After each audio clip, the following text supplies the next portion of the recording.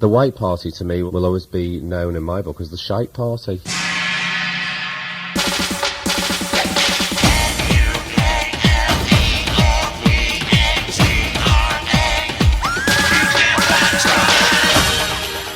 Welcome everyone, we have arrived. This is the season finale, part 1 of Nukleopatra Making a Dead or Alive album with me, Barry Stone. We are edging ever closer to the end of our Nukleopatra adventure, but we still have some business to attend to. Taking Nukleopatra on the road being one of them. I do also have a very special announcement to share with you, which I'm going to tell you about later in the episode. So do stay tuned for that. I am very excited to share this news with you. But for the bulk of this episode, we're going to hear from Lynne, Dean, and a brand new guest to the podcast, and I think we've saved the best till last. Dead or Alive legend Jeyjon will be joining us. All our guests have tales to tell about their time on the road with Pete and Steve touring and promoting Nukleopatra. All 5 of the gang worked this album on the road from 1995 all the way up to the end of the era, which I'm putting at as the end of about 1998.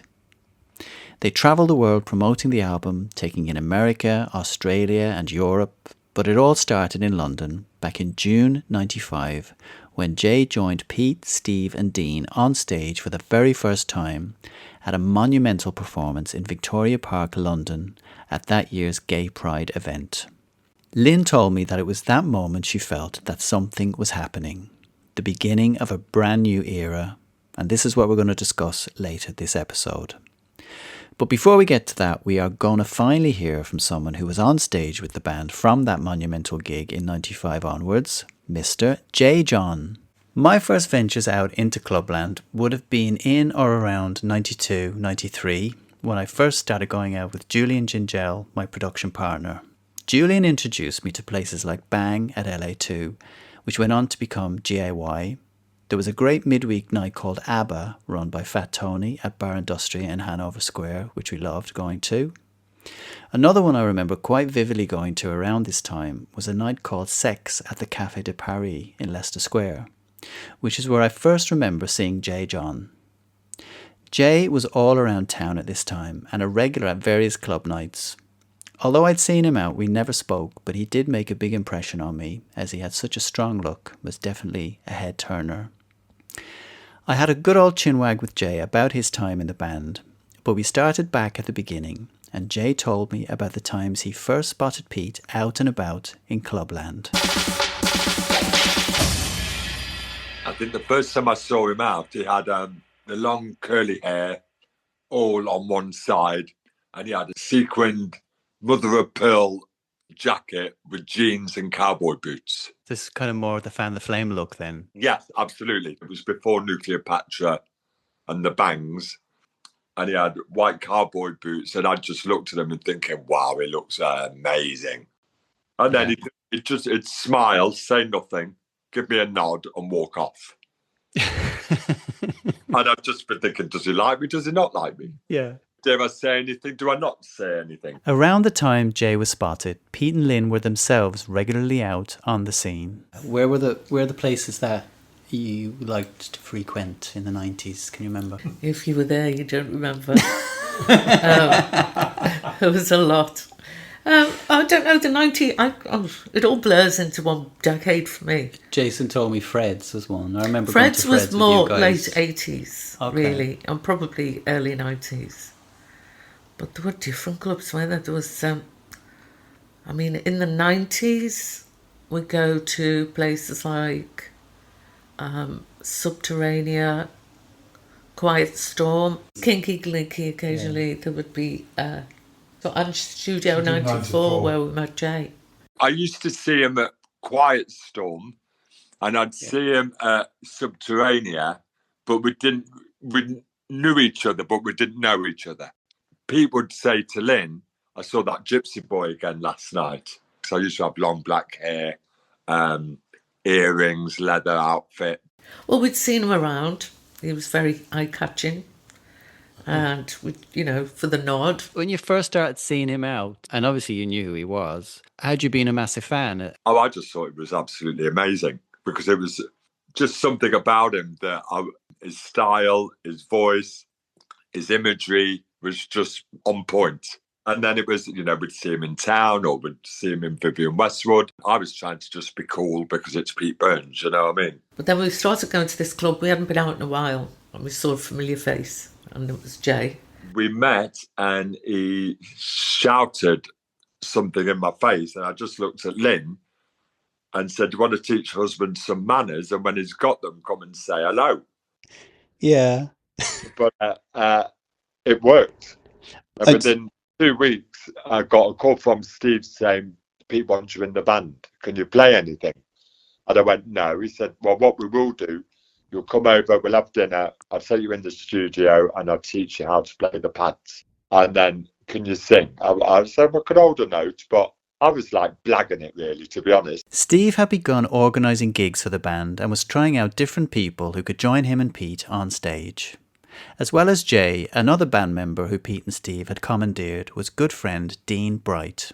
Dean remembers the many hours of practice sessions round at the house.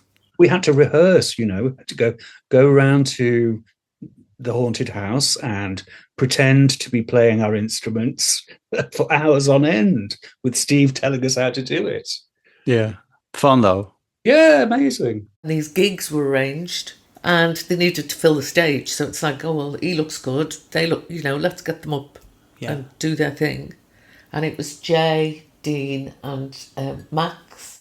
And then afterwards, whenever there were gigs, it was the same sort of lineup apart from Max. One of the first of these gigs was in March of that year when the band performed at GAY in the Astoria LA2 venue. The lineup that night on stage with Pete and Steve consisted of Lawrence Malice, Max Carey, Bradley Tuck and our very own Dean Bright, who remembers this gig very well as it was the first he'd performed with the band. This was the night I first met Dean, or should I say, the Big Red Lady. The Big Red Lady was the 3 wigs. I didn't wear just one big red curly wig. I bought 3. So you put one as the base, and then the other 2 you stuff with carrier bags and newspaper to fill them out, and then you safety pin them on top. So it's just the biggest wig in the world. Yeah. And the one thing I do remember about that show is that during Rebel, Pete was up in my face with the microphone singing "Your face is a mess," and all my makeup, because of the 3 wigs, I was so hot, the makeup just all was running down my face. So he took great joy in singing "Your face is a mess" right to my face. That club was so hot anyway, let alone if you're under like 3 wigs. 3 wigs and lights and a corset. Yes. Yeah, well, yeah, so it was all waterproof makeup after that. Another gig shortly after this at Ministry of Sound also had Dean and Max in the lineup, but it was on June 24th, 1995, when the band performed at Victoria Park for that year's Gay Pride, that we see Jeyjon join Dead or Alive. This was a massive gig for the band. It was the 25th anniversary of Pride, and an estimated 200,000 people were at the festival that day. As well as Dead or Alive, Erasure, Boy George and Jimmy Somerville performed, but it was Pete and the band that stole the show. Lynne remembers how she felt that day marked the beginning of something very exciting. And he did the headline gig at Gay Pride. In Victoria Park? Yeah, and that was brilliant, and that was totally on form. So that was the start of a new era, energy, and enthusiastic time. I remember being there and just feeling so proud, and it was. I had real high hopes. Like, this is the beginning of something. And Pete was a different performer than what I'd ever seen him before. Pete just really won that massive crowd over, and it just all gelled. So when you arrived at Victoria Park that day, was it quite overwhelming, like the size of it? No, not really. No. The campaign I'd put necked. So, that was it. It wasn't overwhelming at all because we were together. We knew what we were going to do. It was fine. And it was all down to Pete, really. And he's got to sing. Yeah. I'm just pretending. So the first gig you did was the big one at Victoria Park. Yeah, pushed me in the deep end. This gig is the one that Lynne says she really felt it was like the start of something. Oh, I knew it was the start of something because everything the music was great. His new look was great. We've got the new band, and he knew he was laughing. And the other thing that struck me about what Lynne said about that particular day was that that Pete was a different performer. When you look at the footage now, it's almost like a rock performance. Absolutely. I mean, like I said, backstage when he had a pair of knickers on and a pair of knee-high boots, and I said, "What, you wearing for the gig, darling?" And he said, "I'm wearing it." And I just laughed. And it was completely right. He just put a leather jacket on and off he went. But it was amazing. I mean, the response just went mental for the audience. Yeah, and I imagine a lot of them hadn't heard that material before, so it looked like it went down really well. Oh no, so did. And we knew it was onto something amazing. And I'm just so proud to be a part of it, to be honest. So from that Pride gig onwards, you were in the band. That was it. That was it. And did you know Dean before that first gig? We'd go to like Kinky Kalinky. Yeah. I'd met all of that crowd there, and you know, it's like a big family. I knew who Dean was. He wasn't a good friend of mine, but he became an amazing friend, and he still is. Yeah. Obviously, Pride was a bit overwhelming, but how did you feel about joining the band? Well, listen, I was a fan of the band as a kid, and I just wasn't expecting what was happening. You know, I was just like, I was so fucking excited to have the opportunity. Yeah. Didn't want to do is let them down because they'd been so amazing with me. And then Lynne as well, you know, they just became one big family. Yeah.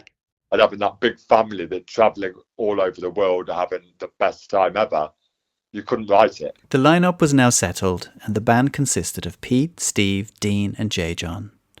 Along with Lynne, these five would end up travelling the world promoting the Nukleopatra album on and off for the next 3 years. The five got on so well and had some unforgettable times together, some of which we're going to hear about. Jeyjon shared with me just what the experience meant to him. It was priceless, to be honest. I mean, what the best teacher I could have had. Everything I do now is from Pete and Steve, to be honest. And one thing that's come up so often is just how generous, particularly Steve was. Steve was a diamond. I mean, he took his time to teach me everything I know, really. And he didn't want anything from it, really. He just wanted it as to be great. And he was the funniest, kindest, generous person I've ever met. I mean, I never had a dad. Even though he wasn't much older than me, he felt like my dad because he always looked after me. Yeah. To me, Steve was kind of like, if you were being the kid in the school ground being bullied, he'd be the one that you'd want protecting you. He was a real protector. Absolutely. And knowing that we were travelling all over the world and we looked like we looked, we knew we had Steve with us, we were fine. So I'm going to let Lynne, Dean and Jeyjon all share their memories now of taking Nukleopatra on the road.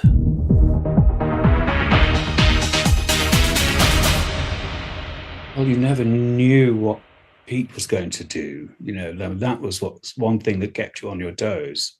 So there was always that. Pete could just say suddenly one day, say, "Oh, I'm not doing it. I'm not doing the show today." And so you didn't know whether to believe him or whether if he's just winding you up, or if so that would happen, or he would not going to do so and so unless Steve buys him this £500 pair of leather dungarees, or something random. yeah, I'm not leaving the room unless there's 20 bottles of champagne, things like that. So we're touring in America, and it was all the club tours, and you know how difficult that can be, getting paid, and dodgy promoters, but it was just us. And we were doing all around Texas and like really dodgy places like San Antonio and Corpus Christi. They were putting us in motels rooms and saying, "Oh, this is the room that Selena was shot in." But really, life on the road most of the time was spent travelling and having something to eat and all of that, and then an hour and a half of boom of that. We had fun throughout all of it, and we were very comfortable in each other's company without having to talk. There was a comfortable silence. We were easy together, even though we were all nut jobs. I think that's why it worked, because we were just relaxed and comfortable, and we knew our roles. We knew what to do. And we all got on so well, became a massive family, and we all just looked after each other. You were a tight little gang of 5, so that must have been nice to be... Oh, yeah. Yeah, because you feel like a family.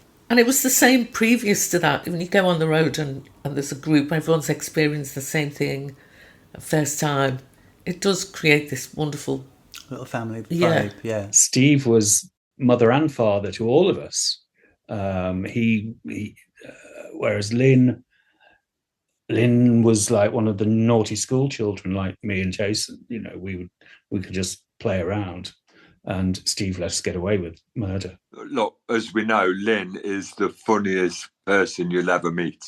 But yeah, she is like a naughty schoolgirl at some points.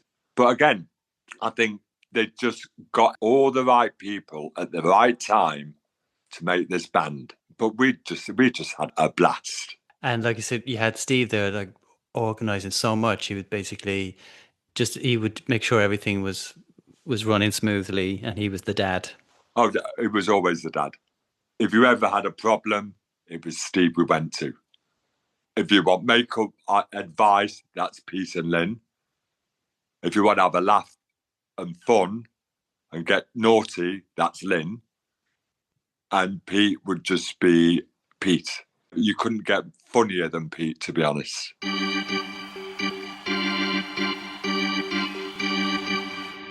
In lots of the footage from the live shows that you'll find online, you can see that there were plenty of moments on stage where Pete and Dean would have a little fun with each other during the performances.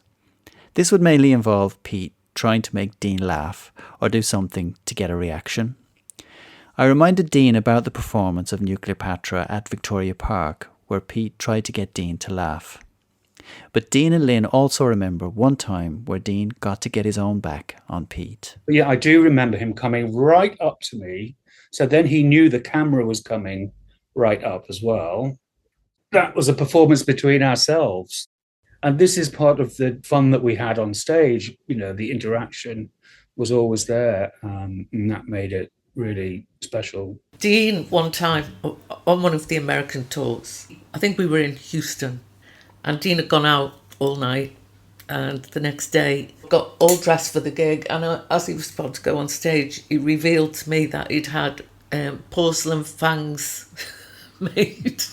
Just before going on stage, I just kind of showed Lynne what I was going to do and popped them in. And he's on stage, with him and Pete, with the eye contact, and then he just went... And it took Pete a very long time to notice that I was singing with these fangs in. Pete just couldn't stop laughing. I mean, Dean was great for that. So that was me trying to get him back for all the times that he would come up into your face or between your legs. One thing I remember about Pete from this period was just how obsessive he was about his fitness regime. He loved to walk, but he would spend hours at the gym, and I asked Jeyjon whether this same regime would continue when they were on the road. He was always on that bloody treadmill without stilettos. I mean, even in London, he'd get me going to Lambton's in Notting Hill and started working out with him because he knew we were going on tour. So basically, when you'd be on the road, would he find a gym? Yeah, or there'd be a gym in the hotel. But then we'd walk everywhere as well. You know what I mean? It's not the case of always getting a cab. A lot of steps. Lots of steps. Yeah, it was really important to him, was it, at that time? He was a fitness fanatic. Oh, absolutely. And we were always in that bloody steam room. And he'd be going, think of your skin, think of your skin, think of those pores. Life on the road with Dead or Alive was unpredictable, and the guys needed to be prepared for anything to happen. As you'd expect, there was a lot of drama, and we're going to hear now some of the more colourful stories from their time on tour, which include a visit to a Mexican jail cell for Pete and Dean.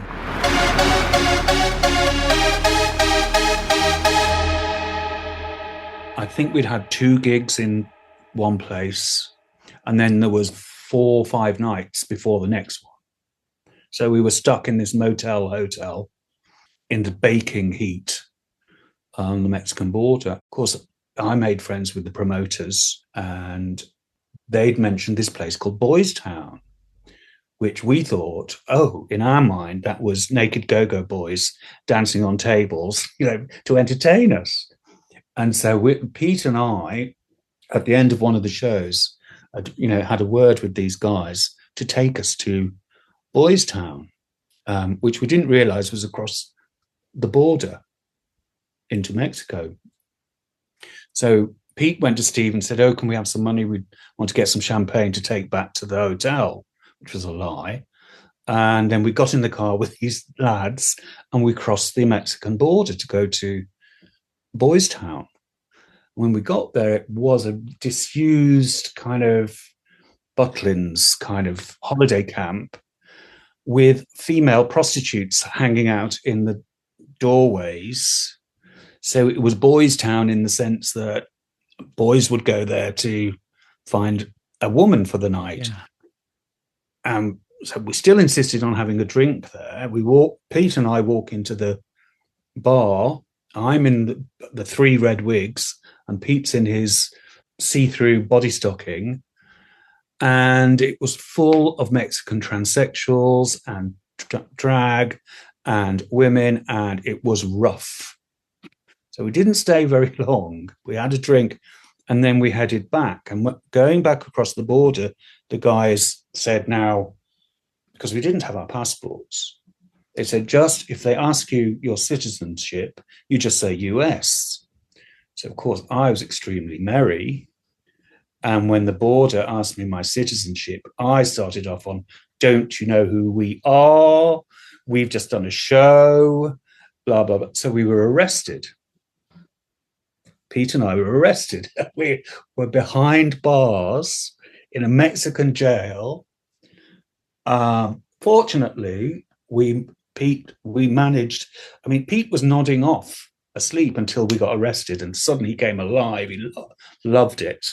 They put a camera in the corner on a tripod filming us of the cell so that we were being recorded.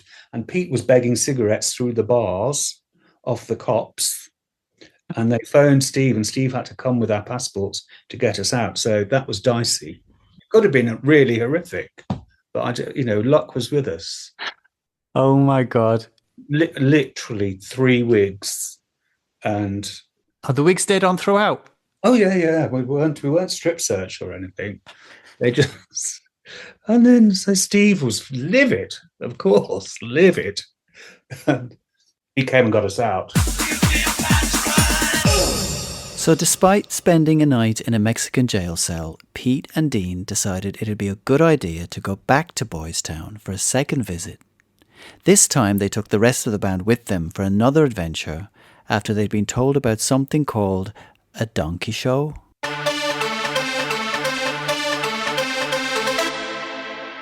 few nights later, we all went, Jason, Steve, the promoters, Lynne, Pete, and me, went back to Boys Town with our passports for a drink.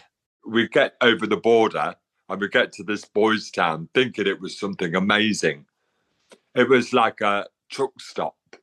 It's just like a bunch of prefab buildings and truck drivers. Really dodgy, really dodgy.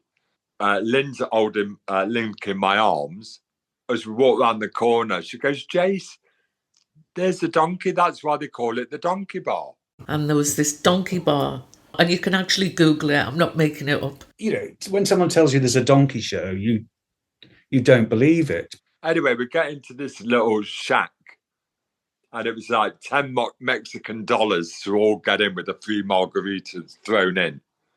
This old lady with a bikini bottom and saggy old tits walked in with 2 guys and this donkey. But then they actually did lead a donkey into the middle of the room. And this dancer performed a kind of erotic dance. We watched this woman shag a donkey. amongst other things. She didn't have sex with it. She simulated it. And we looked at each other thinking, we will never see anything like this again. But, you don't see sort of these things very often, to be honest. No, you never saw it again, did you? Let's face it. Thank fuck for that. Oh, my God. So those tours, they were seedy. We went to all these dodgy places in America. We had so much fun, but it was chaos. And some would cancel. So you'd be, and we'd be away for weeks, wouldn't we? Obviously, you do places like LA, New York, they were always okay, but anywhere in between could be mental. Sketchy. And we did that a few times. And so you'll have basically gone to the Wild West. You just don't know what's for going to sure. happen. How we got out alive, I've no idea. But there was 2 proper organised ones to Australia. Yeah. And we went in the October, and then we went again in the April. So pretty close together for that far away. Yeah. And they were quite well organised. They were big things. We heard from Matthew Denby last episode about the trips to Australia, and there were 2 Australian gigs in particular that Pete would mention whenever he had the chance. One was the Sleaze Ball in 1996, where Pete wore bat wings and emerged from a skeleton throne. There were dancers, there was smoke, there was fire, and Pete could never say enough good things about that gig. There is a clip of it online, and it does look like it had a very high production value. The other one that Pete would mention, you heard about at the top of the episode, the White Party, which Pete would refer to as the Shite Party, and he thought it was the most unprofessional event he'd ever been involved with, and came very close to blowing the whole gig out. It was so badly organised. As we've heard from the guys already, this was something that Pete had a tendency to do anyway, and did so on more than one occasion. As well as having to contend with the unpredictable nature of Pete's mood, the guys also had to contend with 1 or 2 or 3 dodgy promoters. Dean told me about a bad encounter with one of these promoters at the end of one of the American trips. The last show was going to be New York, and that's what we were all looking forward to, is ending up in New York, having fun in New York, seeing people in New York. So the night before, we were in somewhere like Jersey, where you could see Manhattan. I can't remember where we could see Manhattan from where the gig was. And Pete decided he wasn't doing it. Not doing this show. I'm not doing it. There was some issue with the venue, and he wasn't doing it. But if we didn't do the gig, we didn't have any money for going to New York. We would have had no money. So Steve's phoning me saying he's not doing it. What are we going to do? I had to phone, because Pete locked himself in the hotel room. No one could get in. So I had to phone Pete and say, "Oh, Pete, is it true? We're not going to do it." And he put the phone down. So there we all were, not getting ready, not ready. An hour later, Pete kicks the door open. He's completely ready, and we're going to do the show. And I hadn't even started to get ready. So that was scary, because we wouldn't have had the money, any money at all, if we hadn't done that show. But then when we did get to New York and we did do the Roxy show, which was a huge hit, it was rammed. Steve and I took the luggage back to the Paramount Hotel, not the luggage, the equipment. The others went out partying in New York. We took the equipment back to find that we were locked out of our hotel rooms because the promoter hadn't paid the hotel bill. And the promoter, we found out that very same night, had been consuming crack. And so our hotel bill wasn't paid. We couldn't get in the hotel room. So that was really scary. Fucking hell. And that was the end of the tour. Really? So that was a scary moment. Yeah, I mean, the unpredictability of just not knowing. A couple of people have said that. It's just like, you just never knew. It's kind of where you stood. Yeah, so the whole idea was that at the end of the tour, there would be a pot of money that we would come back with. But there was none, because the promoter had conned us. So we all came back to London with nothing. Having been burned too many times by bad promoters, Steve introduced a jukebox policy, and from that point on, it was no pay, no play. So we insisted on getting the money before they went on stage, and they wouldn't go on if the money hadn't been paid, but who'd have to hide the money in a bra but me? Right. And I'd be stood at the stage, absolutely terrified, thinking anyone could come and put a gun to me head, take this money. Because it'd be a lot of money, and I'd just have to hold on to it. The promoters, you can't find them after the gig, so we'd insisted that's how we did it. You were talking about some very Dodgy scary characters. people. Yeah. As well as stashing the cash, Lynne was vital to the whole operation on the road. She had many roles, but her main one was supporting Pete in getting ready for each performance. Oh, it was a constant. You know, we didn't see him all day. If it was gig day, it was like doing the hair, it was doing the outfits, ironing, getting everything ready. Just, she was amazing. I mean, she was the best stylist you could ever have gotten, to be honest. And she loved him more than anything, so she'll do anything for him. Lynne was a team player, you know, she was very much a team player, but her role really was to facilitate anything that Pete wanted. And so she would really focus on Pete. And then everything else Steve did, you know, so he just had such a capacity to take on not only us as characters, but, you know, the transport, the equipment, the dealing with promoters, dealing with everything. We didn't have to do a thing. We just had to get in the car and go, you know. Yeah. He did everything for us, and he still had a smile, and he still, you know, would, you know, give everyone a cuddle, and was, you know, really, I don't know how he managed to do it, because it was all on him. Probably at the same time as you're touring, the albums, like Steve's doing deals with various licenses with all different territories. Yeah. It's basically him dealing with these labels directly, right? A lot of pressure, yeah. Which, when that's all happening, and we live together, of course, so there's no escaping from it, the pressure. He lived and breathed Dead or Alive, didn't he? Yeah, absolutely. And a lot of the time, Pete wasn't that interested. So again, it was sort Steve of given up. It was Steve driving everything. Yeah, Steve absolutely lived and breathed Dead or Alive. Sex Drive was a great one. Yeah. Nukleopatra was another amazing one. Always went down really well. Picture This was always good because Pete could get the audience singing back. Yeah.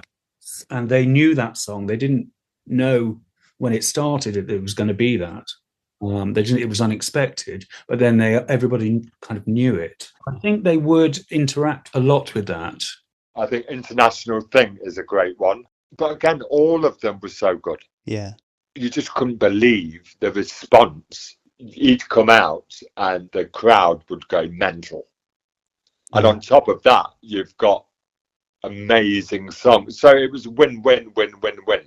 And the fans, you know, Dead or Alive fans are they're still there now. Oh, yeah. They're not going anywhere. Yeah. Oh, did he have a name for you? Because he had a name for everyone. What was yours? Oh, Twat. Was that it? That's funny you said that, because Tracy said that the same thing. She said Pete and Lynne always used to call everyone a fucking twat. There we go. He'd always call me sis. All right. Oh, no, actually, I know what he used to call me, because my surname is Albury. Yeah. So he'd call me Audrey. Right, yes. Hi, Audrey. You all right? Yeah. Me and Julian were starting, obviously, trying to get Jules and Stone off the ground. He used to call us Stools and Joan.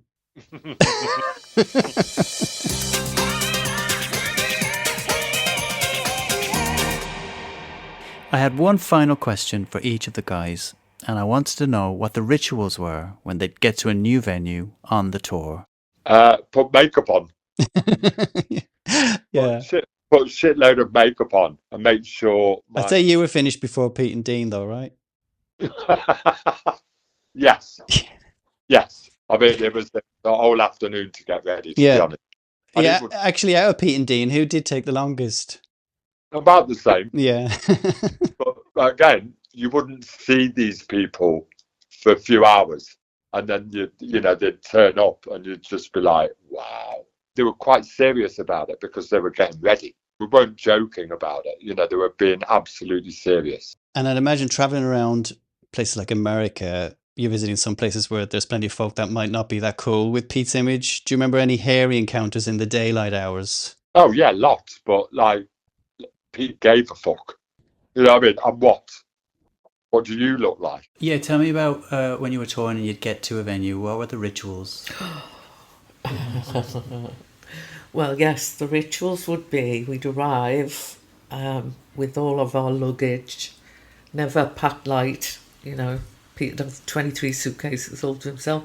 Yeah, so you'd go to, the drill was we'd go to the hotel first to put our luggage, then go to the sound check, and then the gig. Pete would often not want to do the gig because the hotel room, the lighting, he didn't like it, or there'd be I don't like the bathroom, go and get the bath plug out the bath. Silly excuses. So then it'd be run around looking for another hotel, or he wasn't going to go on stage. He wasn't playing. And so there'd be a bit of that. And is this you and Steve having to run around and try and find it? Yeah, well, all of us really, but the promoters. All right. Yeah. So there'd be a few panic stations, especially when they say, oh, there's a conference, there's no hotels available. I mean, there was a few of those moments. I mean, we were knackered though, because we weren't doing it 5-star, and we were going on these, silly little flights, hotels, sound check, get ready, gig, and then probably stay up all night, often, ready for the next one. What were the rituals before a gig? Well, I would say that Pete and Lynne would be locked away, concocting whatever Pete was going to be looking like. Jason and I most often shared a room, so we'd be doing the same. I'd have my face in the makeup bucket, and we'd be having drinks, and then it was dressing up time. And often, more than once, we would arrive at an airport and the luggage did not arrive. And the show was that night. Now, Pete was the only wise person, because Pete would have all his makeup and his stage costume in his hand luggage. And his stage costume was a kind of net body stocking. So it didn't take up much. Very light. Yes. So he was fine. He had an outfit and he could mime if they he could sing over a record if they put that on. Whereas everyone else, I can remember we arrived somewhere, the luggage didn't arrive. We got to the hotel. The show was going to go on.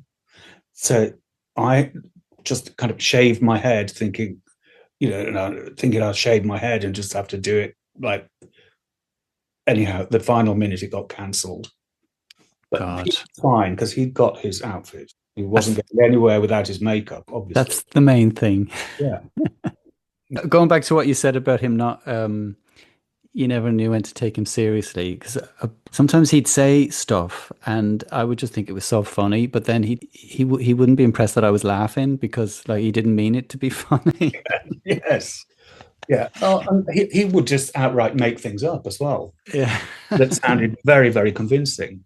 So, you had to let a lot of it just flow over you. Yeah. I've learned so much from chatting with the guys about the touring they did.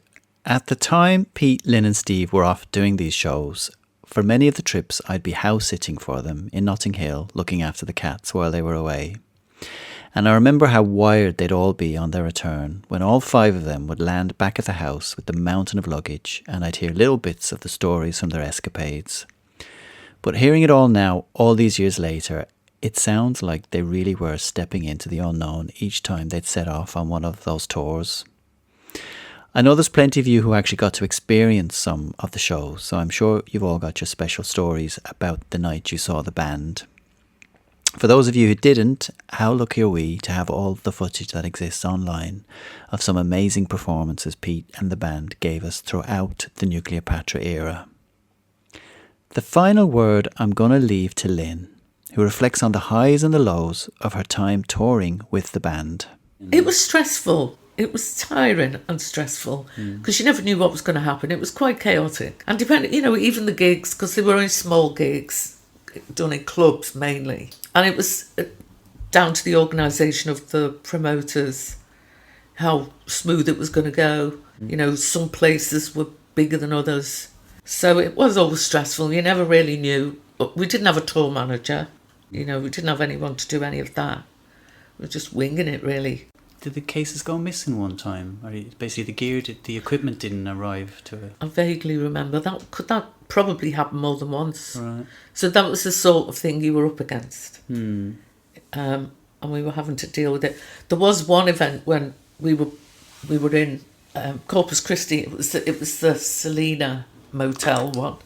And we didn't have time to go to the hotel and then the sound check.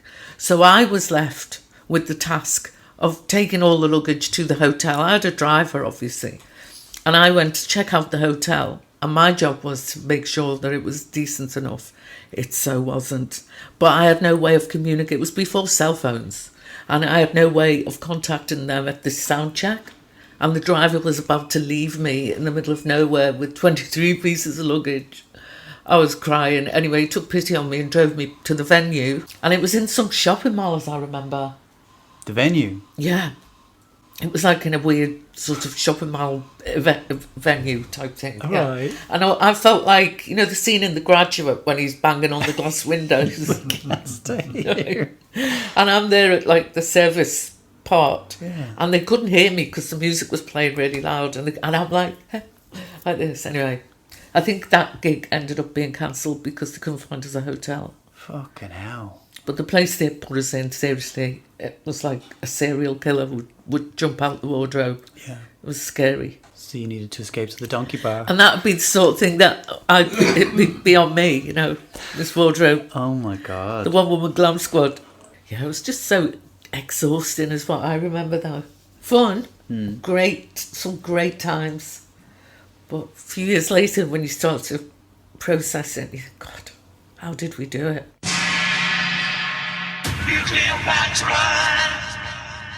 Now, I did say at the beginning there would be a special announcement, and I do have some big news to share with you all. We have been celebrating 30 years of this amazing album, which came out in 1995. But 2026 marks another 30-year anniversary of a project that is also very dear to my heart. Belvedere Kane has popped up a few times here on the pod. Well, 2026 will be 30 years since the Belvedere Kane single Never Felt As Good came out. And you know how I like to celebrate these 30th anniversaries. So back when I was making the Nukleopatra album with the boys, I was also working on the BK album. This is the album that would have come out had it not been shelved after the single bombed in 1996. Anyway, I heard all these old songs again not so long ago and remembered just what the songs and the project had meant to me. So as part of the 30th anniversary celebrations, I've decided to release this lost album. But that's not the big news.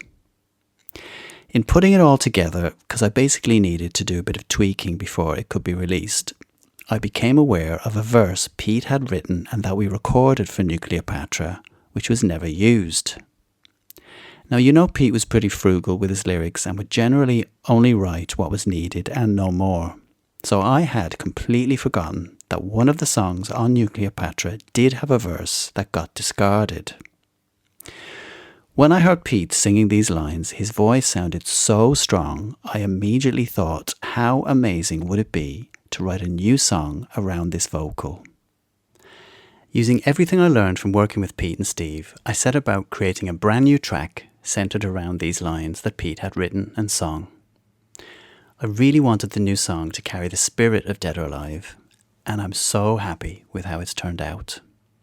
The song is called Legends Forever Young, and I'm going to play you a short preview clip of it now. Forever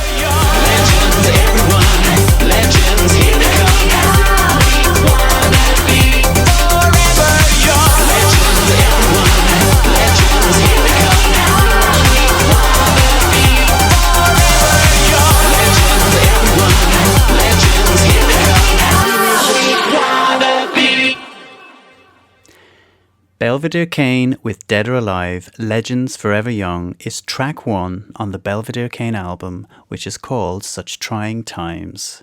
It's released on February 13th, but if you head over to belvederekane.co.uk, you can pre-order a very limited run of vinyl and CDs from January 5th onwards.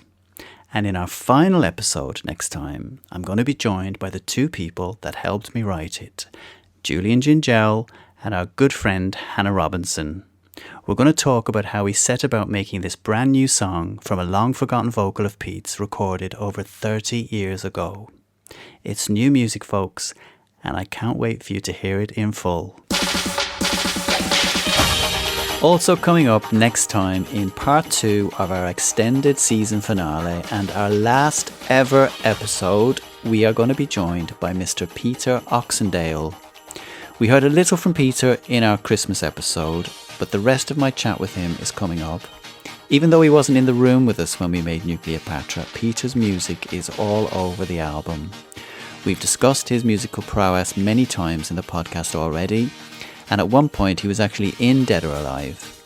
Peter is going to share with us his memories of writing the songs that went on to be the basis for Nukleopatra, and remembers his time in the band, so do join us for that. My thanks to Lynne Burns, Dean Bright and Jeyjon for giving up their time and sharing all these wonderful memories with us. You can hear more chat from today's episode in Nukleopatra's Tomb by heading over to barrystonemusic.co.uk. Thanks to Demon Music Group for allowing me to include all the music you've heard today. If you haven't already got your copy of Nukleopatra, head over to demonmusicgroup.co.uk and get your copy now. My thanks also to Sveta Gillerman for allowing me to use a sample of her interview with Pete at the top of the podcast. Get in touch. You can find me at Barry Stone Music on Instagram, Facebook and TikTok. And don't forget to leave your reviews. New people are constantly finding the podcast and your reviews really help. I'll see you for the final leg of our Nukleopatra adventure in part 2 of our season finale and our final episode next time. Until then, bye for now.